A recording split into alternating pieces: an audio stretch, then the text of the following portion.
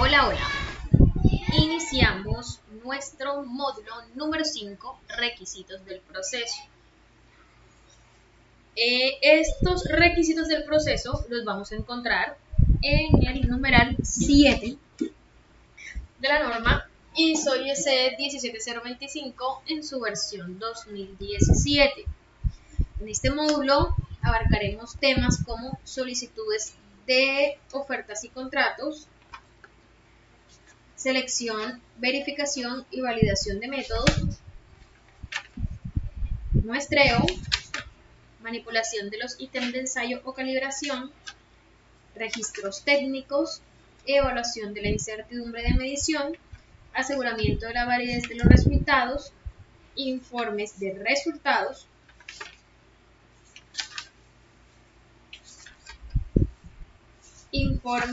opiniones e interpretaciones, modificaciones a los informes, quejas, trabajo no conforme, control de los datos y gestión de la información. Este módulo va a ser un tanto extenso, pero va a ser el módulo en el que vamos a aterrizar todos esos principios, esas operaciones técnicas del quehacer del laboratorio. Entonces, bienvenidos, espero estén muy atentos y que podamos desglosar toda la norma en estos numerales y que también nos puedan quedar muy claros los conceptos. Iniciamos con revisión de solicitudes, ofertas y contratos en el numeral 7.1 de la norma. El laboratorio debe contar con un procedimiento para la revisión de solicitudes, ofertas y contratos. ¿Qué debemos tener en cuenta en ese procedimiento? En ese procedimiento debemos tener en cuenta los requisitos que definan, documentan y comprendan adecuadamente. El laboratorio cuenta con la capacidad y los recursos para cumplir los requisitos. Debe asegurarse que el laboratorio, cuando se utilizan proveedores externos, se aplican los requisitos del apartado 6.6 y que el laboratorio informe al cliente sobre las actividades de laboratorio específicas que serán realizadas por medio de proveedores externos que obtenga la aprobación del cliente. Vamos a aterrizar un poquito qué debe contener o cuándo vamos a tener en cuenta estos requisitos en el procedimiento que debemos levantar. Primero, el procedimiento debe tener unos requisitos claros, documentados y que se comprendan adecuadamente. El laboratorio debe contar con esa capacidad y los recursos para cumplir esos requisitos. Aparte de que deje muy claro que cuando se utilicen proveedores externos, se aplican los requisitos del apartado 6.6, que es compra de servicios y compra de productos y servicios suministrados externamente. Y que el laboratorio informe al cliente sobre que esas actividades de laboratorio específicas serán realizadas por un proveedor externo y el laboratorio o el cliente, debe aprobar ese servicio, o sea que debe aprobar que ese laboratorio va a ser quien le va a prestar ese servicio o quien va a realizar esas actividades específicas del laboratorio. Adicional a ello, nos dice que se deben seleccionar los métodos o procedimientos adecuados y que sean capaces de cumplir los requisitos del cliente. Es importante que pronto nos aterricemos un poquito y para los que todavía de pronto no han podido entrar como a relacionar qué es eso de servicios, qué es eso de solicitudes y ofertas y contratos. Eso no es más que lo que nosotros llamamos el proceso de gestión comercial. En este proceso es muy importante que tengamos en cuenta de que la metodología que estamos seleccionando, que estamos ofreciendo a los clientes es adecuada y que somos capaces de cumplir con los requisitos del cliente. De que si vamos a prestar un servicio por medio de otro proveedor utilizando la modalidad de compra de servicio, porque no estaríamos hablando de subcontratación si vamos a comprar un servicio diferente al alcance de nuestra acreditación. Ojo que son dos cosas diferentes. Nosotros compramos servicios cuando yo como laboratorio no tengo la capacidad o no tengo dentro del alcance de mi acreditación, no tengo acreditado una variable, por ejemplo, una toma de muestras de aguas. El alcance de mi acreditación no es para toma de muestras de agua, no está contemplado. Por tanto, yo no puedo hablar de subcontratación en ese momento. Yo subcontrato con un laboratorio que tenga el mismo alcance, con un laboratorio que tenga la misma variable acreditada que yo, pero por razones de pronto de capacidad operativa, por razones de, no sé, de pronto de desplazamiento, de disminución de costos, de cualquier razón, no puedo prestar el servicio con mis recursos, entonces subcontrato a mi amigo, a mi laboratorio X, que también tiene esa misma variable acreditada. Ojo que hay que tener claro eso. Subcontratación es una cosa y compra de un servicio es otra. Entonces, en este punto vamos a tener claro que primero debemos definir y documentar que los requisitos se comprendan. Debemos tener en cuenta que tengamos la capacidad de los recursos para cumplir los requisitos del cliente. Debemos tener en cuenta que si utilizamos proveedores externos, debemos informarle al cliente y debemos obtener aprobación del cliente. Adicional a ello, que si seleccionamos métodos o procedimientos sean los adecuados y seamos capaces de cumplir los requisitos del cliente. Se debe informar al cliente todo lo relacionado con su solicitud y contrato. El laboratorio debe informar al cliente todo lo que se relacione con su solicitud. El cliente debe estar informado y debe autorizar por escrito las condiciones del servicio que se le van a prestar. Cuando el cliente solicite una declaración de conformidad con una especificación o norma para el ensayo o calibración, por ejemplo, pasa o no pasa, dentro de tolerancia o fuera de tolerancia, se debe definir claramente la especificación o la norma y la regla de decisión. La regla de decisión seleccionada se debe comunicar y acordar con el cliente a menos que sea inherente a la especificación o la norma solicitada. Todavía este tema de la regla de decisiones no está no es un tema muy conocido dentro del medio. Este punto o este requisito de la regla de decisiones es un numeral nuevo que nos trajo la norma y los laboratorios por distintas metodologías y guías debemos establecer y documentar esa regla de decisiones que vamos a seleccionar. Hay muchas opciones para documentar reglas de decisiones. El laboratorio debe buscar o escoger dentro de esas opciones la regla de decisiones que más se ajuste a su operación o a lo que quiere como mostrarles al cliente en este aspecto. Generalmente se inclinan por una regla de decisiones que sea muy fácilmente comprendida, porque esta regla de decisiones debe informársela al cliente y el cliente debe aceptarla. ¿En qué momento aplicamos una regla de decisiones? ¿O cómo es eso? Eso básicamente lo encontramos cuando, por ejemplo, el personal de los ingenieros de proyectos, el personal de ingeniería, realiza un informe de un servicio que se preste y en ese informe coloca un valor X de una concentración de un contaminante en un rango de tiempo, depende cómo lo estén comparando, 24 horas, cómo lo comparen. Este valor o este número que se está emitiendo de ese servicio en unas condiciones ambientales puntuales va a estar relacionado con... Bueno, en este punto, esa medición o ese dato va a estar relacionado directamente con la incertidumbre de la medición. Que este tema es un tema muy complejo en el que necesitamos dedicarnos un par de horas a realizar un curso de profundización o a realizar pues esa discusión, esa mesa técnica de cómo vamos a trabajar la regla de decisiones. Para eso debemos profundizar en este tema. Nosotros declaramos conformidad cuando decimos cumple o no cumple, dentro o fuera de tolerancia.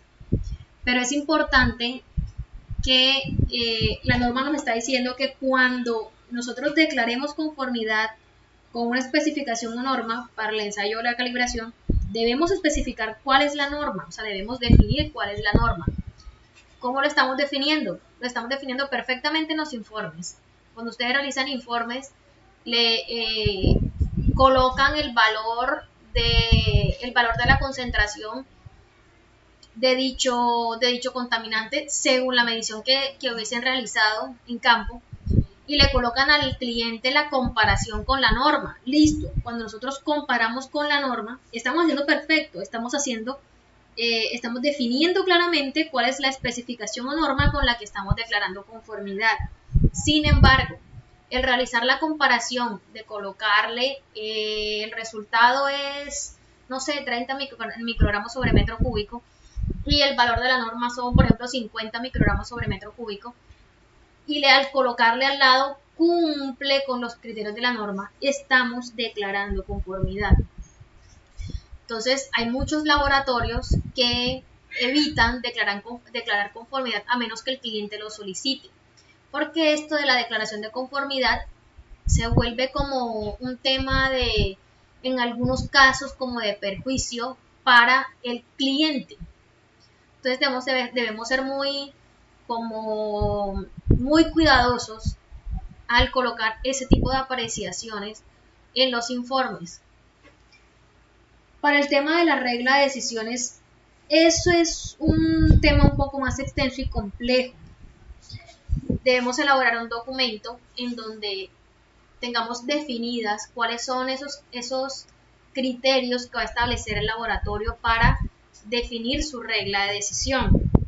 Por ejemplo, este laboratorio puede decir o puede escoger que la regla de decisión con la que va a trabajar es una regla de decisión de aceptación simple. Hay diferentes tipos de reglas de decisiones que un laboratorio puede documentar o que puede acogerse según el tipo de servicio que preste. Entonces, podemos decir que la técnica o la regla de decisiones de aceptación simple es una opción fácil, hasta de fácil digerir para el cliente, porque esto es algo nuevo. No solo nuevo y trabajoso para nosotros el construirla, sino para también el cliente nuevo para comprender.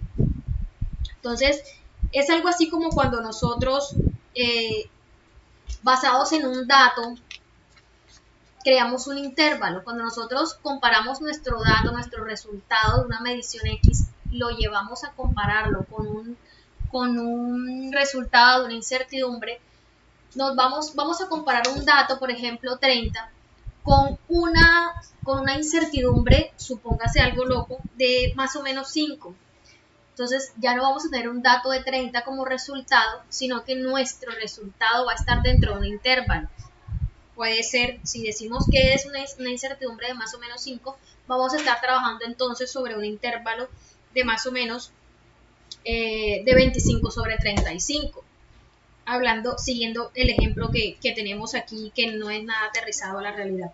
Entonces, cuando nosotros decimos, listo, el dato del resultado está entre 25 y 35 y la norma con la que estoy comparando es 50, entonces podemos decir que nuestra medición o que nuestro dato, nuestro resultado entra completamente en la aceptación, en la declaración de conformidad, de cumple con los requisitos especificados o que está dentro de tolerancia, ya que estaríamos diciendo que que el resultado está dentro de ese intervalo y ese intervalo está mucho más abajo de lo que nos dice la norma o del punto o de el estándar o el límite máximo que nos da la norma. Entonces es más o menos una dinámica así.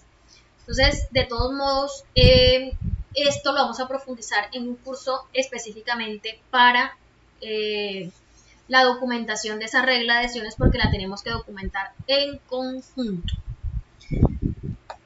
El laboratorio, durante cualquier momento del servicio, puede realizarse o puede evidenciarse alguna diferencia entre la solicitud o la oferta y el contrato. Se debe resolver antes de que se evidencien las actividades de laboratorio. Cada contrato debe ser aceptable tanto para el laboratorio como para el cliente. Y esas desviaciones solicitadas por el cliente no deben tener impacto sobre la integridad del laboratorio o sobre la validez de los resultados. ¿Qué nos dice esto? Compañeros, personal del área comercial, si durante el servicio lo ideal es que antes de iniciar el servicio sea totalmente blindada esta parte y que exista realmente un acuerdo, un contrato en donde quede completamente claro cuál es el servicio o qué es lo que se le va a prestar al cliente, cuál es ese servicio, cuáles son las necesidades del cliente, establecer cuáles son claramente y que se acuerde por medio de un contrato que esto fue lo que te solicité, XXX número de parámetros, y esto es lo que voy a ofrecerte, XXX número de parámetros con laboratorios acreditados. La mitad, estos parámetros los voy a hacer con este laboratorio, estos otros los voy a hacer con otro laboratorio, estos otros los voy a prestar yo, te voy a cobrar X cantidad de dinero por ese servicio, te voy a entregar en tantos días tu informe, te voy a entregar tantas copias de tu informe, te voy a sustentar el informe, o sea, todo lo que necesite el cliente o todo lo que solicite el cliente pueda ser trazable, que pueda estar documentado, que pueda estar ampliamente detallado en la solicitud del cliente y asimismo en su cotización. Que si hay alguna diferencia o si hay alguna diferencia entre la solicitud de oferta y el contrato, que puede resolverse antes de que comiencen las actividades de laboratorio. Se debe informar al cliente de cualquier desviación del contrato. Eso es muy importante, mantener la comunicación con el cliente, y si hay desviaciones en el contrato, informarle al cliente por escrito. Si un contrato es modificado después de que el trabajo ha comenzado, se debe repetir la revisión del contrato y cualquier modificación se debe documentar a todo el personal afectado. Importante, si nosotros durante el servicio, eso pasa mucho, hasta en las mejores familias, en todos los laboratorios estamos susceptibles, es muy susceptible que pasen situaciones así, en donde el laboratorio, luego de haber iniciado el servicio, el cliente nos cambia la perspectiva del servicio, o el cliente nos dice, adiciónenme un punto más, elimínenme estos parámetros, háganme esta caldera adicional, háganme esta medición acá. O sea, esas son diferencias del contrato. Es muy importante que nosotros tengamos en cuenta de que debemos revisar nuevamente el contrato, si es necesario ajustarlo, y adicional a ello, informar a las partes interesadas cuando hay modificaciones que afecten a ciertas áreas o a ciertas personas. Por ejemplo, si están pidiendo algunos parámetros adicionales en donde el laboratorio tiene que preparar o tiene que solicitar a diferentes proveedores, o en el exterior tiene que solicitar algunos insumos, debe informársele al laboratorio de manera oportuna para que haga su gestión. Asimismo, debe informarle al cliente y dejar por escrito de que lo que está solicitando tarda un tiempo X, entonces se ajusta al tiempo de entrega del servicio, ya no va a ser en tanto tiempo, sino en tanto tiempo. Entonces, estas desviaciones o estas modificaciones deben estar documentadas y debe dejársele claro al cliente. ¿Por qué? Porque posteriormente, si no se le habla claro al cliente, lo que vamos a tener es un cliente inconforme. El laboratorio debe cooperar con los clientes o con sus representantes para aclarar las solicitudes de los clientes y realizar seguimiento del desempeño del laboratorio en relación con el trabajo realizado. Es muy importante que tengamos en cuenta de que nosotros no debemos ser cerrados al cliente. Si de pronto en algún momento el cliente quiere evidenciar, de qué forma se llevan a cabo las actividades del laboratorio, por ejemplo, cuál es el tratamiento que se les da cuando se reciben las muestras en el laboratorio, o si quiere de pronto mirar alguna parte de los ensayos. Hay que revisar la viabilidad del tema, no decirle de una al cliente, no se puede, no puede entrar al laboratorio, no puede hacer tal cosa, no, hay que mirar la viabilidad.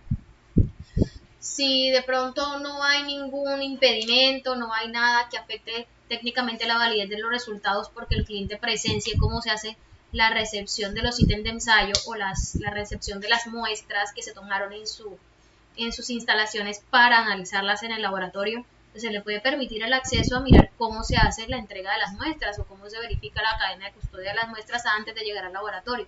Entonces, todas esas solicitudes del cliente o todas esas de pronto esas peticiones o esa colaboración que podamos prestarle al cliente, todo eso es muy positivo para establecer una mejor relación con nuestro cliente y fidelizarlo más con nuestro servicio. Se debe conservar registros de las revisiones, incluido cualquier cambio significativo. También se debe conservar registros de las discusiones pertinentes con los clientes acerca de los requisitos de estos o de los resultados de las actividades del laboratorio.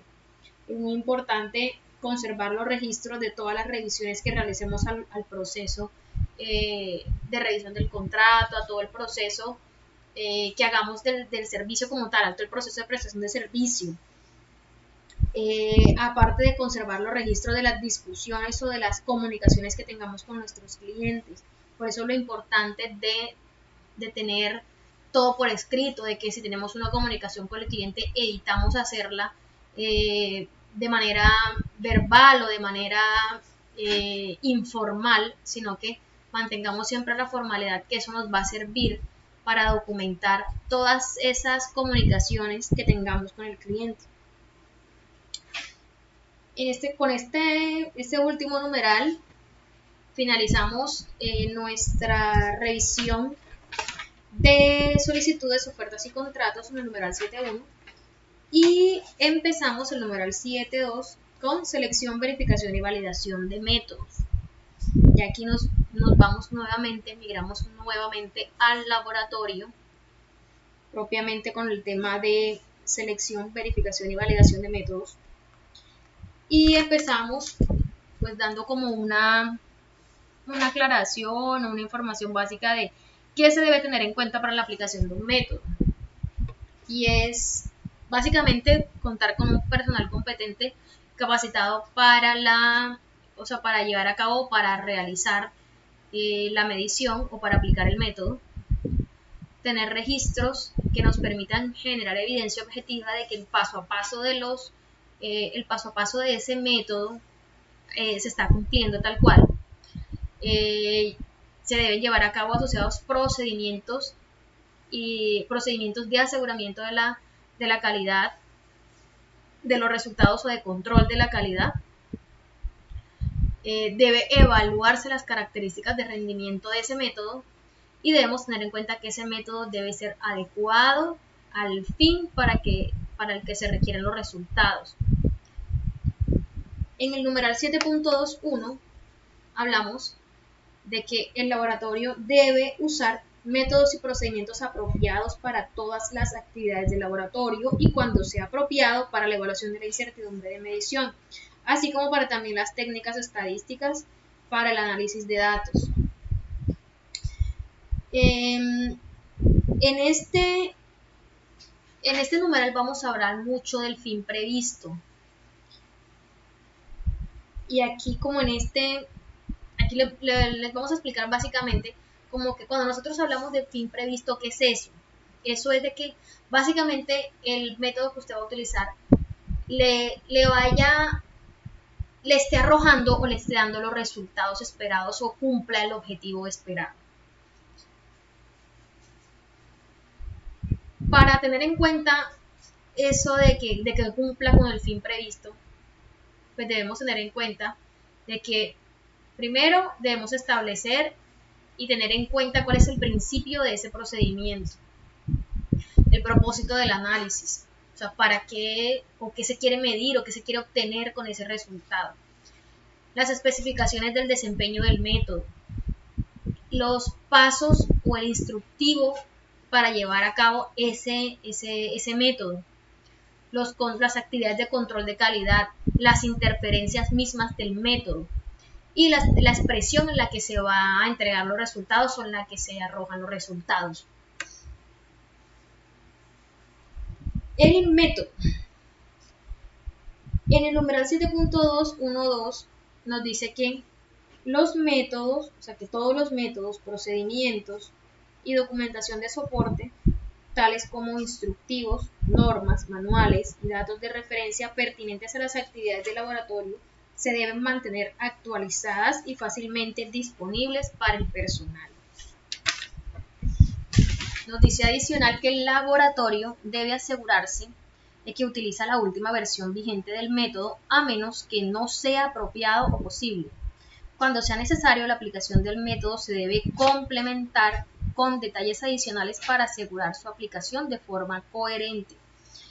Esto está muy amarrado a lo que hablaremos o a lo que la norma nos trae en el numeral de los requisitos de gestión. Hay un numeral puntual que nos habla del control de los documentos internos y externos. Este es el numeral 8.31 y nos dice que el laboratorio debe controlar los documentos internos y externos. ¿Qué pasa con esto? Esto está muy relacionado con esto que estamos hablando en este numeral, porque la norma nos está diciendo asegúrese que esté utilizando la versión vigente o la versión más actualizada del procedimiento o del método de referencia que usted está utilizando.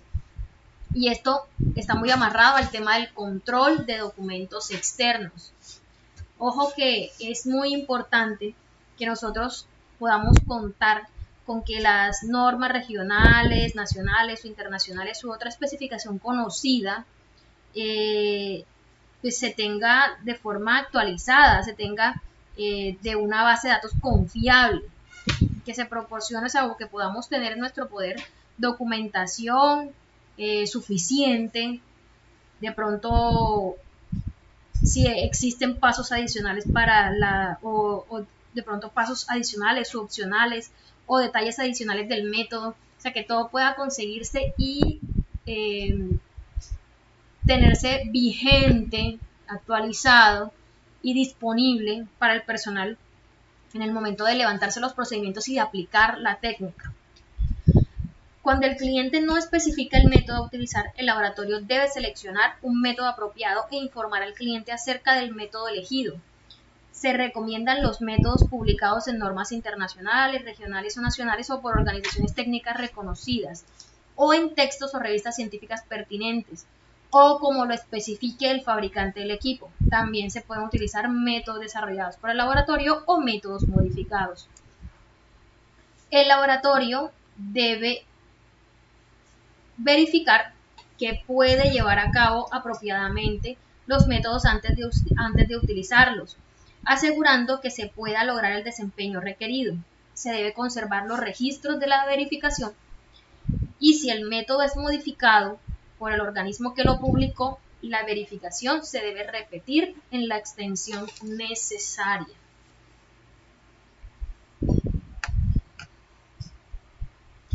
Cuando se requiere desarrollar un método, es importante tener en cuenta el apartado 7216 de la norma, que nos dice que cuando se requiere desarrollar un método, debe ser una actividad planificada y se debe asignar al personal competente provisto con recursos adecuados.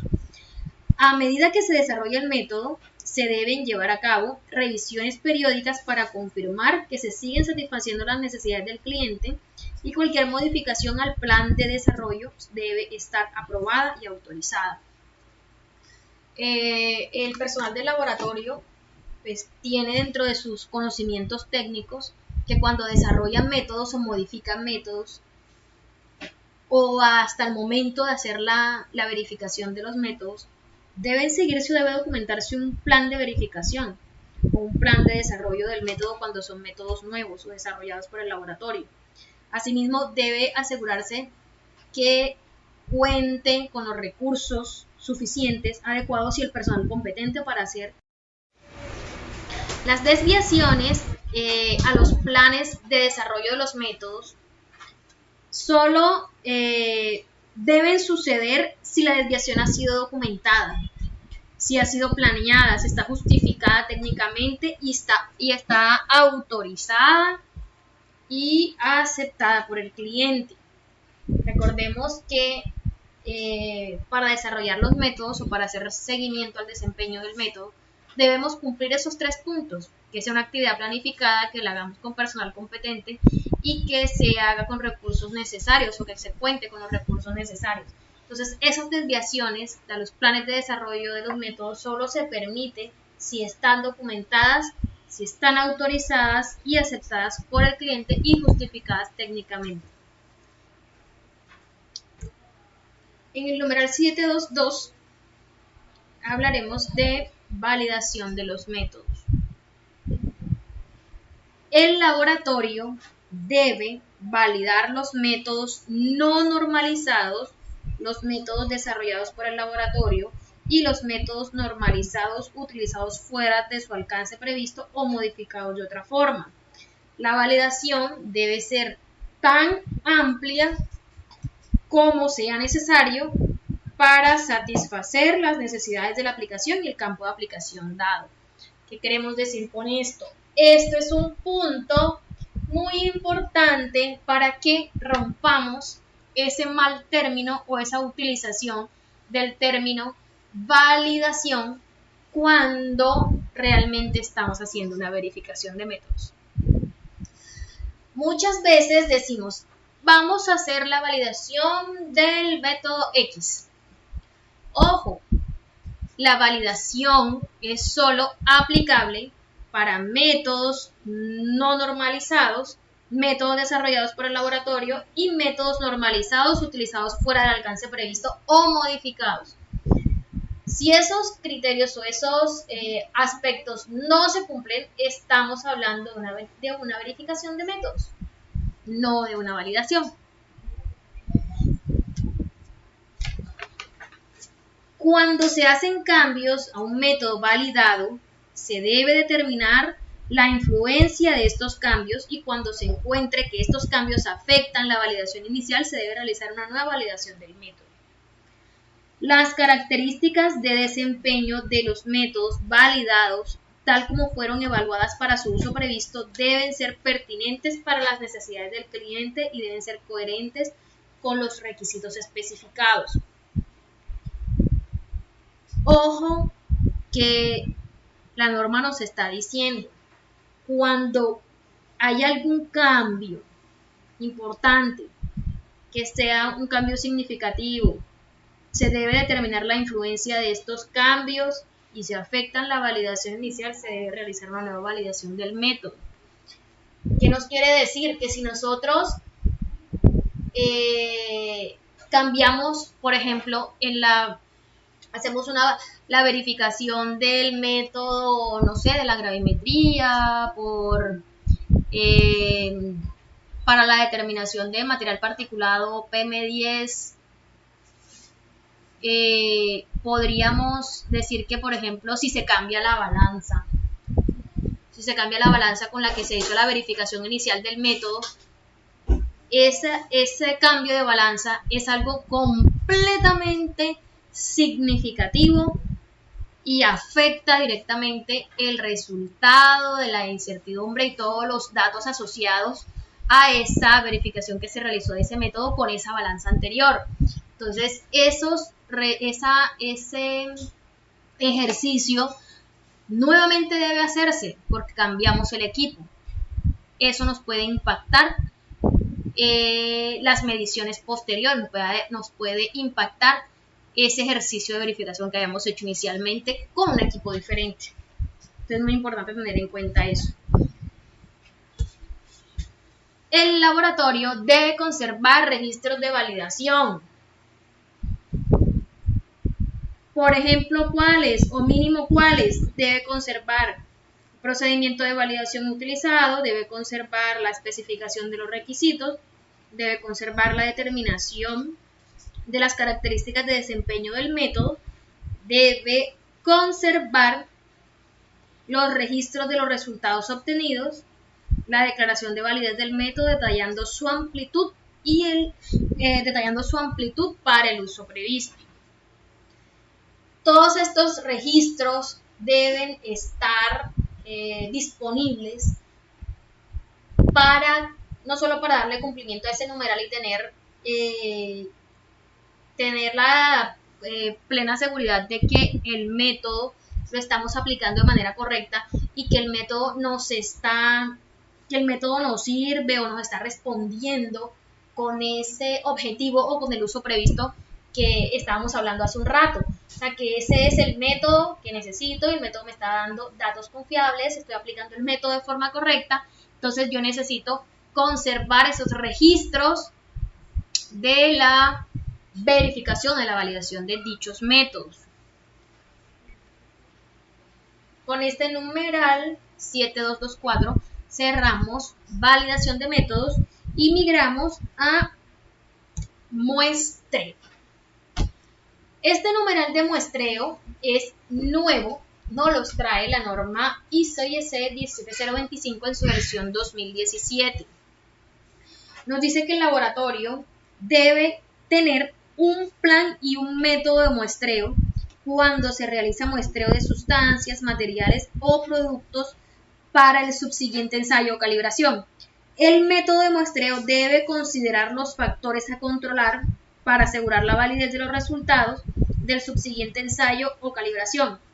El plan y el método de muestreo debe estar disponibles en el sitio donde se lleva a cabo el muestreo.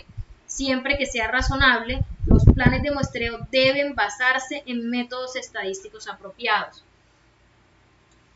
Muy importante tener en cuenta que esos planes de muestreo deben estar disponibles en el sitio donde se lleva a cabo el muestreo. No hay razón, no hay como lógica que no tengamos disponible o que no contemos con ese documento en el sitio de muestreo, porque no se va a saber plenamente qué es lo que se va a realizar o cuáles son las actividades que se van a llevar a cabo, cuál es la metodología que se va a aplicar en ese muestreo. Es muy importante hacer énfasis en ese punto. El método de muestreo debe describir tres cosas. Debe describir la selección de la muestra o sitio, debe describir el plan de muestreo y debe describir la preparación y tratamiento de las muestras de una sustancia, material o producto para obtener el ítem requerido para el subsiguiente ensayo o calibración. El laboratorio debe conservar los registros de los datos de muestreo que forman parte del ensayo o calibración que se realiza. Estos registros deben incluir, para cuando sea pertinente, primero la referencia al método de muestreo utilizado, la fecha y hora del muestreo, los datos para identificar y describir la muestra, por ejemplo, número, cantidad, nombre o identificación. Debe incluirse la identificación del personal que realiza las actividades de muestreo. Debe incluirse o debe tenerse en cuenta las condiciones ambientales o de transporte, los diagramas u otros medios equivalentes para identificar la ubicación del muestreo cuando sea apropiado y las desviaciones adicionales al o las exclusiones del método y del plan de muestreo. Importante que dentro de nuestros registros, dentro de nuestros formatos de muestreo, cuando elaboramos un formato o modificamos un formato de muestreo, tengamos en cuenta que estos principios básicos o estos requisitos básicos que deben tener nuestros formatos de muestreo, como mínimo debe cumplir con estos numerales, estos literales que nos trae la norma en el numeral 733. Adicional a ellos, debemos cumplir los que traiga el método de referencia asociado al muestreo que se va a realizar.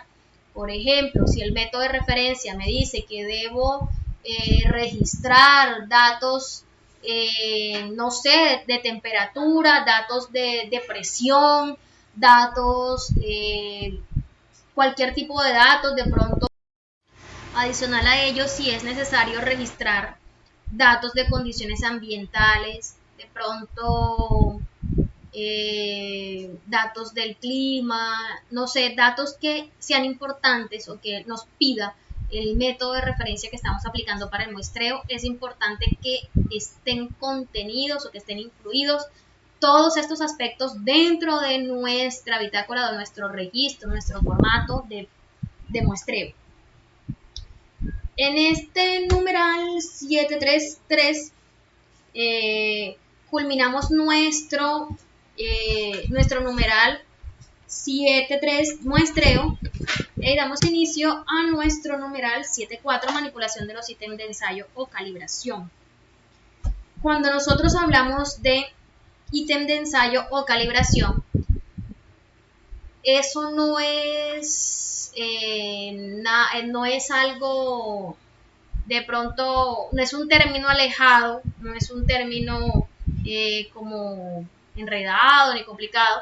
Es simplemente, cuando hablamos de ítem de ensayo o calibración, si estamos hablando de un ensayo o de una muestra, de un muestreo, por ejemplo, es esa muestra que se toma y que se va a analizar.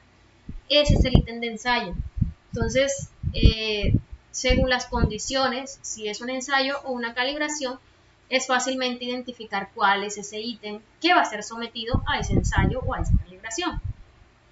Entonces, en el numeral 7.4, la norma nos dice que el laboratorio debe contar con un procedimiento para el transporte, la recepción, la manipulación, la protección, el almacenamiento, la conservación y la disposición o devolución de los ítems de ensayo o calibración, incluidas todas las disposiciones necesarias para proteger la integridad del ítem de ensayo o calibración y para proteger los intereses del laboratorio y del cliente. Se deben tomar precauciones para evitar el deterioro, la contaminación, la pérdida o el daño del ítem durante la manipulación o el transporte o el almacenamiento o la espera del análisis y la preparación para el ensayo o la calibración. Se debe seguir las instrucciones de manipulación suministradas con el ítem. No podemos improvisar y hacer actividades diferentes de las que tengamos ya estipuladas o de las que ya tengamos documentadas en cuanto al transporte, en cuanto a la recepción, la manipulación, etc. Si tenemos unas condiciones de temperatura, si debe mantenerse una cadena de frío en dicho ítem de ensayo, pues tenemos que cumplir con ese requisito y mantener documentadas y controlar esas condiciones que nos están pidiendo, por ejemplo, de temperatura. Entonces es muy importante que todas esas de todos esos aspectos importantes de la manipulación de los ítems de ensayo y calibración queden documentadas, o sea que deben quedar escritas en un procedimiento. El laboratorio debe contar con un sistema para identificar sin ambigüedades los ítems de ensayo o de calibración. La identificación se debe conservar mientras que el ítem esté bajo la responsabilidad del laboratorio. El sistema debe asegurar que los ítems no se confundan físicamente o cuando se haga referencia a ellos en registros y en otros documentos sea puntualmente identificado o llamado de esa misma forma. El sistema debe, si es apropiado, permitir la subdivisión de un ítem o grupo de ítems y la transferencia de ítems. Volvemos nuevamente como a aterrizarnos un poquito de a qué nos hace referencia la norma en este aspecto de cuanto a identificación del ítem. Hombre, no es más que esa identificación que nosotros le colocamos, esa forma de llamar a una muestra, a un ítem de ensayo. Esa identificación que le da en el laboratorio a un filtro, es eso, una identificación del ítem. Esa identificación debe ser clara. No se permite tener identificaciones ambiguas, tener identificaciones que puedan ser objeto de errores. O sea, nos dicen, identifiquen sin ambigüedades, o sea, de una forma unívoca, identifique su ítem de ensayo, para evitar que se confundan, para evitar que haya de pronto inconvenientes durante el servicio que sea confundido con otros ítems de ensayo o que sean confundidos al momento de generar el reporte del análisis. Al recibir el ítem de ensayo calibración, se debe registrar las desviaciones de las condiciones especificadas. Cuando exista duda acerca de la adecuación de un ítem para un ensayo o una calibración, o cuando un ítem no cumpla con la descripción suministrada, el laboratorio debe consultar al cliente para obtener instrucciones adicionales antes de proceder y debe registrar los resultados de esta consulta. Cuando el cliente requiere que un ítem de ensayo se calibre admitiendo una desviación de las condiciones especificadas, el laboratorio debe incluir en el informe un descargo de responsabilidad en el que se indique que los resultados pueden ser afectados por tal desviación. Eso quiere decir que cuando nosotros tomamos una muestra, hacemos una medición, por ejemplo, una medición de ¿qué sería? Una medición de gases en una chimenea, y resulta que de pronto hay algunas desviaciones en el proceso y que cuando la muestra llega al laboratorio, cuando se evidencia o cuando se revisa el isocal y se revisa la muestra o se procede ya a hacer el tratamiento del análisis de la muestra, pues el laboratorio se da cuenta que hay una desviación, debe informarle al cliente: señor cliente, tenemos una desviación en este servicio. Se le explica, y si el cliente asume que hubo una desviación en el proceso, que es su responsabilidad la desviación, y que acepta que hay una desviación y autoriza que siga el proceso, el cliente debe hacer un descargo, el laboratorio, debe hacer un descargo de responsabilidad en el que se indique que el resultado puede ser afectado por tal desviación. O sea que si el resultado, por ejemplo, en un caso dado, da por encima de la norma, y el cliente se va a escandalizar: no, mire que el resultado me dio por encima de la norma y eso nunca pasa, siempre me dan unas mediciones por debajo de la norma y este año me dio muy por encima de la norma. Señor cliente, pero usted se le notificó de una desviación que existía en su proceso durante el muestreo, se le informó y usted aceptó que había tal desviación y decidió continuar con el proceso. En ese momento el laboratorio está descargándose de la responsabilidad de un servicio, como quien dice, que probablemente va a tener inconformismos con el cliente. Entonces el cliente, al verse afectado de esa forma, de que su medición estuvo por fuera de norma, de una va a quejarse o de una va a poner a exponer su caso, pero es importante que el laboratorio se blinde de todas esas situaciones y pueda a su vez darle cumplimiento a este numeral 743 de la norma. Cuando los ítems necesiten ser almacenados o acondicionados bajo condiciones ambientales especificadas, se debe realizar el seguimiento y registrar estas condiciones. Lo que hablábamos hace un rato también en el numeral de instalaciones y condiciones ambientales. Los ítems de ensayo que requieran unas condiciones específicas de almacenamiento, unas condiciones ambientales específicas y de almacenamiento, de conservación, pues debe registrarse, debe tenerse evidencia del control y del seguimiento de esas condiciones para tener pues cómo mostrar evidencia objetiva al momento de hacer trazabilidad del servicio como tal, y a su vez de cómo mostrar el cumplimiento de dichos requisitos en una auditoría por parte de un organismo evaluador de la conformidad. Iniciamos el numeral 7.5, registros técnicos. Los registros técnicos están muy ligados a un numeral que tenemos en los requisitos de gestión, en el numeral 8, que se llama control de registros, es el numeral 8.4. Entonces, dicho en otras palabras, el numeral 8.4 debe cumplir también estos requisitos